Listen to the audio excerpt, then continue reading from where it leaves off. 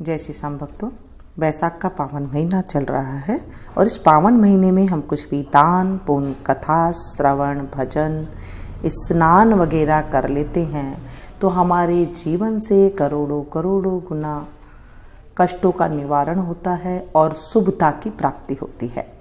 ये एक ऐसा महीना है जिसमें हम सिर्फ सूर्य उदय से पहले स्नान कर लेते हैं तो भी हमें बहुत ज़्यादा सुख की प्राप्ति होती है।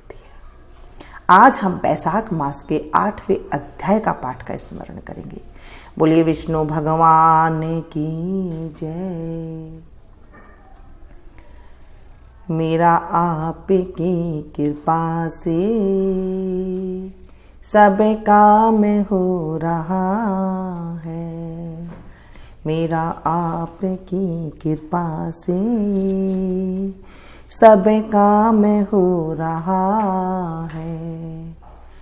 करते हो तुम कन्हैया, मेरा नाम हो रहा है। करते हो तुम कन्हैया, मेरा नाम हो रहा है। मेरा आपकी कृपा से सब काम हो रहा है। मेरा आपकी कृपा से सब काम हो रहा है। बोले विष्णु भगवान की जय। अब तक हमने सुना था कि श्रुतदेव नाम का पुत्र जिसने अपने पिता का पिशाच योनि से छुड़ाने के लिए वैशाख मास में प्रातःकाल स्नान कर विष्णु पूजा और भक्ति पूर्वक जल से तर्पण कर फिर ब्राह्मण को अन्नदान किया। उसके पिता ने कहा था कि मैं ऐसा करने से मैं विष्णु पद को प्राप्त हो जाऊंगा, तो उसने ऐसा ही किया। जब पिता बेटे को श्रुतदेव को बता रहे थे कि यदि तुम मुझ पर दया करोगे तो तुम्हारा कल्याण होगा, अपने पिता की ऐसी बात सुनकर दुख के मारे उसके पांव पर बहुत देर तक लकड़ी की भांति पड़ा रहा और अपनी निंदा कर नेत्रों में आंसू भर कहने लगा कि हे पिता, तुम्हारा पुत्र मैं ही देवयोग से यहाँ आ गया हूँ। अब तुम्हारे बतलाए अनुसार यात्रा करके शीघ्र घर जाकर मेष की संक्रांति में विष्णु भगवान निमित्त अन्न अर्पण करूंगा। पिता की आज्ञा अनुसार मैंने तीर्थ यात्रा कर घर आ वैशाख के महीने में अन्नदान किया। तब मेरे पिता पिशाच योनि से मुक्त हो विमान पर चढ़ मुझे आशीर्वाद दे विष्णु लोक को गए, जहां से फिर कर नहीं आते हैं। इसलिए अन्नदान सब शास्त्रों ने बड़ा धर्म कहा गया है। हे राजन, यह सब धर्मों का सारभूत है जो मैंने कह दिया।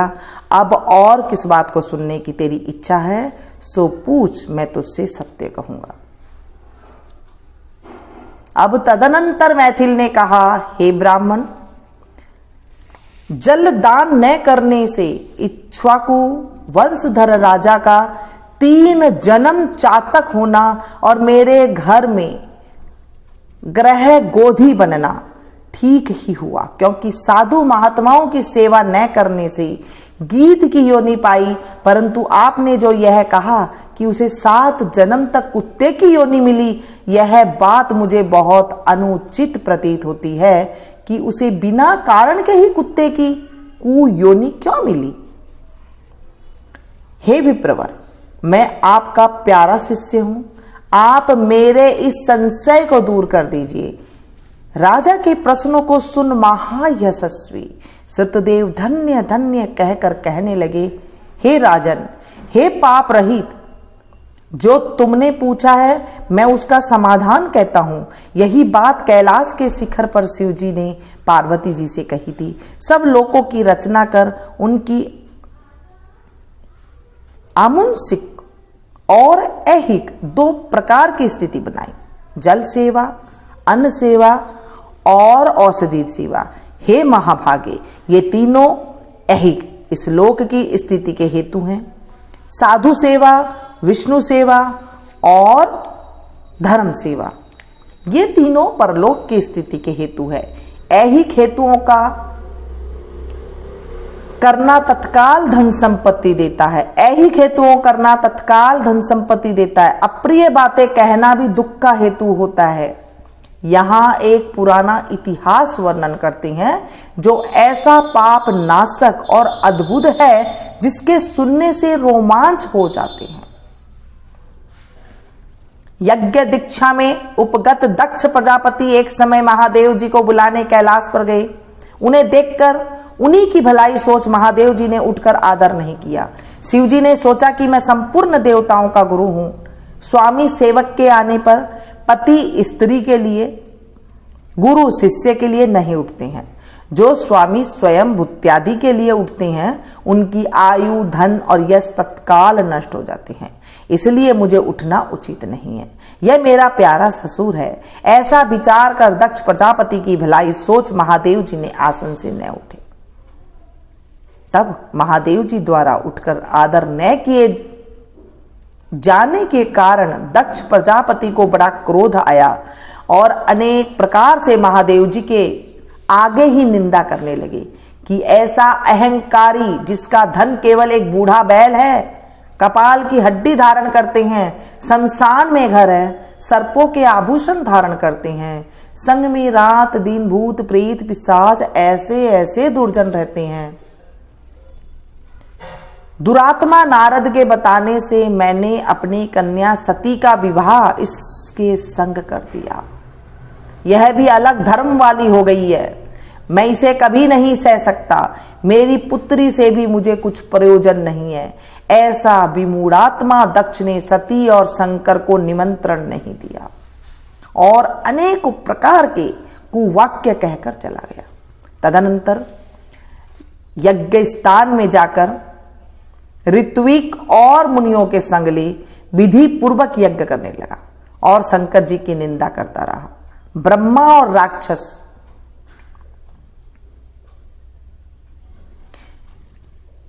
विष्णु को छोड़ सिद्ध, चारण, गंधर्व, यक्ष, राक्षस और किन्नर आदि सब देवता यज्ञ में आए। तब सती की इच्छा अपने कुटुंबियों से मिलने तथा उत्सव देखने की हुई। स्त्रियां स्वभाव की चंचल होती हैं। महादेव जी के मना करने पर भी जाने की मन में ठान ली। महादेव जी बोले, हे वरवर्णी ने, सभा में बैठकर वह मेरी निंदा सदा ही करते हैं जो तुमसे सह नहीं जाएगी और तुम निश्चित ही शरीर त्याग दोगी। अतः तुम अपने पिता के घर मत जाओ, वहां जाने से तुम्हारा कल्याण नहीं है।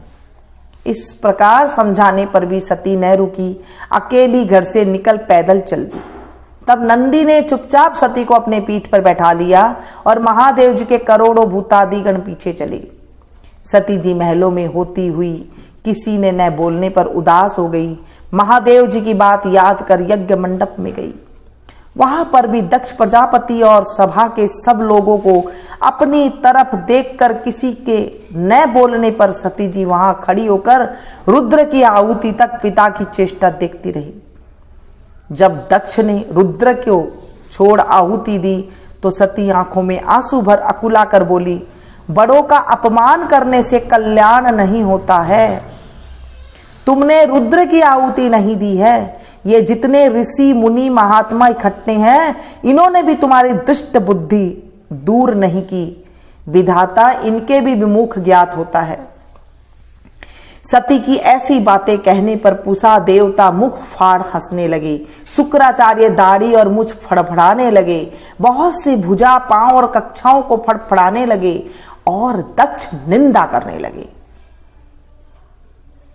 उनकी बातों और पति निंदा सुनने के प्रायश्चित करने के लिए क्रोध से लाल हो शरीर त्याग करने का विचार कर सबके देखते देखते सती होम की अग्नि में गिर पड़ी। सती के गिरते ही बड़ा हाहाकार मच गया। महादेव जी के गण भागकर शिव जी के पास पहुंचे और सब कथा कह सुनाई। शिव जी ने यह सुनते ही उठकर कालांतक के समान क्रोध से एक जटा उखाड़ पृथ्वी पर दे मारी, जिसमें बड़ा बलवान महाकाय वीर वज्र उत्पन्न हुआ। उसके सहस्र भुजा थी और रूप यमराज के समान था। वह महादेव जी के सन्मुख हाथ जोड़ कहने लगा, क्या आज्ञा है। यह सुन रुद्र भगवान क्रोध करके अपने सन्मुख खड़े हुए वीरभद्र से बोले कि तुम बड़े बड़े बलवान भूतगणों को अपने साथ ले जाकर मेरे निंदक दक्ष का नाश कर दो, जिसके कारण मेरी प्रिया सती को शरीर त्यागना पड़ा। महादेव जी की आज्ञा पाकर वे सभी यज्ञशाला में पहुंचे और देवता, असुर, मनुष्य आदि सब सुबटों को मार गिराया। पूषा के दांत उखाड़ डाले तथा दुरात्मा भृगु की दाढ़ी मूछ उखाड़ डाली। जिसने जो अंग फड़काया था उसका वही अंग वीरभद्र ने उखाड़ फेंका और दक्ष के सिर की रक्षा भृगु के मंत्र बल से करने के कारण बड़े उद्योग करने पर भी सिर न कटा। वह तब रुद्र के ने स्वयं आकर उस दुरात्मा का सिर काट अलग कर दिया और यज्ञ में जो आए थे उनका संहार कर गणों सहित कैलाश को चले गए। मरने से जो बचे थे वे ब्रह्मा जी की शरण में गए। उनको संग ले ब्रह्मा जी कैलाश पर पहुंचे। महादेव जी का क्रोध शांत कर समझा बुझाकर उन्हें ले यज्ञशाला में गए और जो यज्ञ में मारे गए थे उन सबको जीवन दान कराया। सदाशिव ने दक्ष के धड़ पर बकरे का सिर रख दिया। उसी से उनकी प्रसन्नता के लिए बम बम बम किया जाता है। बकरे की दाढ़ी भृगु जी के मुख पर लगा दी। पूषा के जहां तहां अंग लगाकर सबके सिर जोड़कर सबका कल्याण कर दिया। दक्ष का यज्ञ पूरा कराकर देवता अपने अपने स्थानों को गए और शिवजी नैष्टिक ब्रह्मचर्य व्रत धारण कर गंगा के तट पर पुनांग वृक्ष के नीचे तप करने लगे। दक्ष पुत्री सती ने हिमाचल के घर उसकी स्त्री मेनका के गर्भ से जन्म लिया और वहीं पर उनका पालन पोषण होने लगा। इतने में तारकासुर नामक एक राक्षस उत्पन्न हुआ और परमेष्ठी ब्रह्मा से वर पाया कि शिवाय रुद्र के महाबली पुत्र के तू किसी से भी नहीं मरेगा। यह बात सुन उसने सोचा कि शिवजी के तो कोई स्त्री तो है नहीं, पुत्र कहां से होगा। वह सब लोगों और देवताओं को सताने लगा। तब देवताओं ने दुख पा ब्रह्मा की शरण ली। ब्रह्मा ने देवताओं को समझाया कि रुद्र भगवान की पत्नी सती ने पहले अपने पिता के यज्ञ में शरीर त्याग अब हिमाचल के घर जन्म लिया है, जिनका नाम पार्वती है, और रुद्र भगवान हिमाचल के शिखर पर घोर तप कर रहे हैं। किसी तरह पार्वती का परिग्रहण रुद्र भगवान से कराना चाहिए। ब्रह्मा के यह वचन सुन सब देवता इंद्र को लेकर अमरावतीपुरी गए और बृहस्पति जी के सलाह कर अपनी कार्य सिद्धि के लिए इंद्र ने नारद और कामदेव को बुलाया। उन दोनों को बुलाकर नारद जी का हिमाचल के पास कहला भेजा कि वह अपनी पुत्री से जो पहले दक्ष कन्या थी उसको शिवजी की पत्नी बनाने का नियुक्त करे। नारद जी से जैसा कहा गया था वैसा ही करने चले गए। फिर कामदेव से कहा कि सब देवताओं और महादेव जी के हित के लिए बसंत ऋतु को संग लेकर रुद्र भगवान को तपोवन में चारों ओर मनोहर बसंत ऋतु का विस्तार करो। वहां पार्वती जी महादेव जी के पास पहुंच जाए तब धनुष पर बाण चढ़ाकर ऐसा मारो कि महादेव जी के मोहित होने पर उनका संगम होने पर सब कार्य पूरे हो जाए। कामदेव ने जो आज्ञा कहकर बसंत ऋतु अपनी स्त्री की रीति और अनुचरों को संग ले उस और शीघ्र जा पहुंची। अपनी शक्ति से असमय में बसंत ऋतु उत्पन्न कर दी, जिससे चारों ओर वन में शीतल मंद सुगंधित वायु चलने लगी। देवता उसी समय महादेव जी भी पार्वती की सेवा से प्रसन्न हो उन्हें गोदी में बैठाकर कुछ कहने लगे। तब कामदेव ने प्राण प्रिया के संगम का उचित समय जान महादेव जी के पीछे वृक्ष की ओट से एक बाण छोड़ दिया, जिससे महादेव जी के मन में चंचल होने लगे से चित्त में व्याकुल हो इधर उधर देखा तो कामदेव दिखाई पड़ा। क्रोध से अपने मस्तक के तीसरे नेत्र को खोलकर पार्वती को दूर करके ऐसी तीक्ष्ण अग्नि प्रकट की कि सब संसार भयभीत हो गया और उस अग्नि से धनुष बाण सहित कामदेव भस्म हो गया। देवता अपने कार्य की सिद्धि समझकर तथा बसंत और ऋतु भयभीत हो भागे गए। पार्वती डर के मारे आंख बंद कर दूर हट गई और महादेव जी भी अंतर्ध्यान हो गई। हित की इच्छा करने वाले देवताओं को कुछ भी फल की सिद्धि नहीं हुई, उल्टा अनर्थ हुआ। जो कोई साधुओं के संग दुष्टता करते हैं उनका कहना ही क्या है। इस प्रकार साधुओं की सेवा न करने से इक्ष्वाकु के पुत्र ने दुख भोगा और अनेक बुरी योनियों में जन्म लिया। जो रात दिन इस पुण्य चरित्र रूपी पुराने इतिहास को सुनते हैं, सुनाते हैं, हुंकारा भरते हैं, वे जन्म, मृत्यु, बुढ़ापा आदि से निसंदेह छूट जाते हैं। बोलिए विष्णु भगवान की जय। श्रीमन नारायण नारायण नारायण, भजमन नारायण नारायण नारायण, श्रीमन नारायण नारायण नारायण, भजमन नारायण नारायण नारायण। आज हमने 8वें अध्याय का पाठ का स्मरण किया। इसे आप ज़्यादा से ज़्यादा अपनों के साथ शेयर कीजिएगा ताकि आपको भी कथा सुनाने का फल मिल सके और फिर पुण्य की प्राप्ति हो।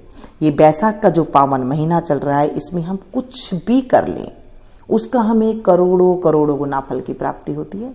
तो कि मैं चाहती हूँ कि जो भी मेरी सब्सक्राइबर फैमिली है उन्हें भी करोड़ों करोड़ों गुना शुभता फल की प्राप्ति हो। जैसे मैं आप लोगों को सुना रही हूँ और आप लोग हजारों की मात्रा में एक साथ सुन रहे हैं, ऐसे ही मैं चाहती हूँ कि आप भी अपनों के साथ काफ़ी मात्रा में सबको सुनाएं और बैसाख के महीने का फल प्राप्त करें।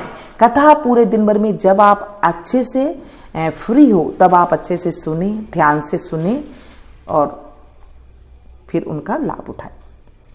मेरे चैनल को अगर आपने सब्सक्राइब नहीं किया है तो प्लीज़ कर लीजिएगा। पास में जो बेल आइकन है उसे जरूर प्रेस कीजिएगा।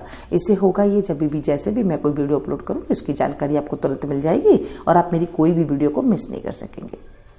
मिलती हूँ फिर से एक नई कथा के साथ, नई जानकारी के साथ। तब तक आप लोग देखते रहिए मीनू संगीत।